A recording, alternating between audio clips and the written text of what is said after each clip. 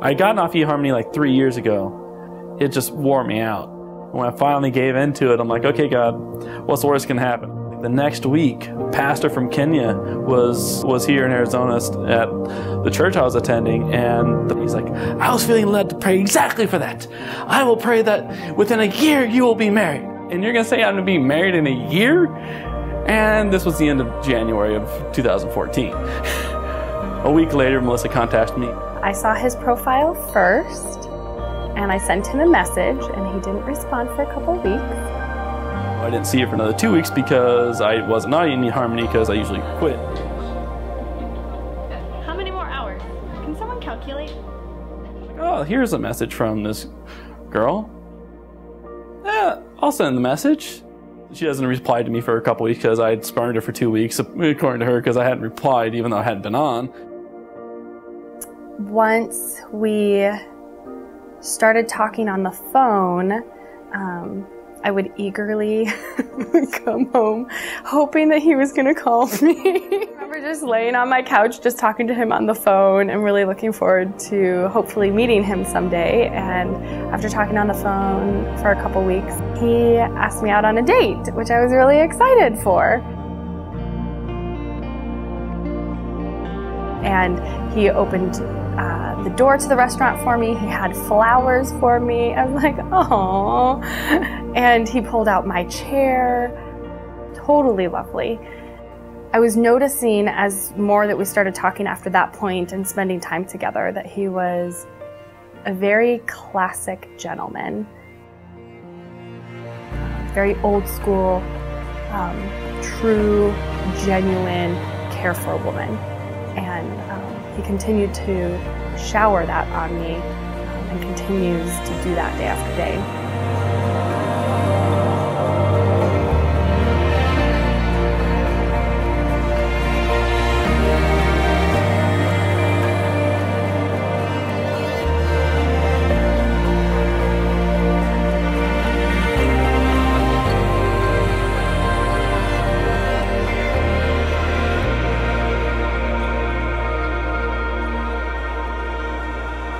He's always been an open book, and it really caught my attention, and it allowed me to get to know him more.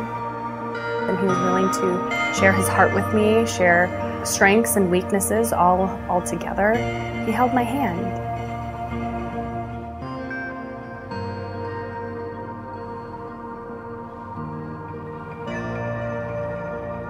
We had multiple dates. You know, we went mini golfing, and I took him on this random wild adventure for his birthday. Just seeing that in her and how she wanted to just be fun and just do crazy random things like cans of worms on a birthday. Sitting on an overpass having a Lego building competition with an engineer just doesn't seem to make sense to me. And it was just fun and exciting and never knew what was going to happen next. He continued to pursue me. It was the first time I had really, truly, genuinely experienced that in its fullness, and it was really precious, and it really caught my attention. It was right after I decided that I loved Melissa and I wanted to get married to her, and 2 days later she tells me that she loves me and that she wants to get married to me.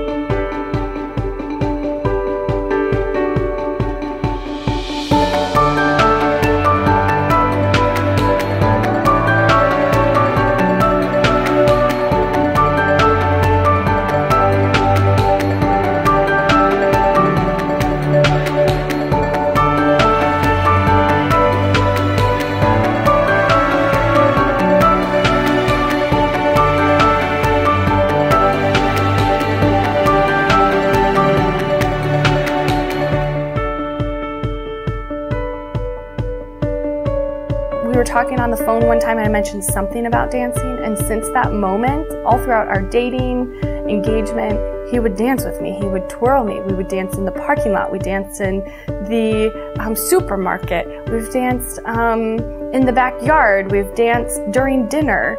We've danced before he opened my car door to leave for the day. He has danced with me. Well, he's gonna dance with me today on my wedding day. And it's gonna be so awesome. And I know that the rest of my life is just gonna be one adventure after another.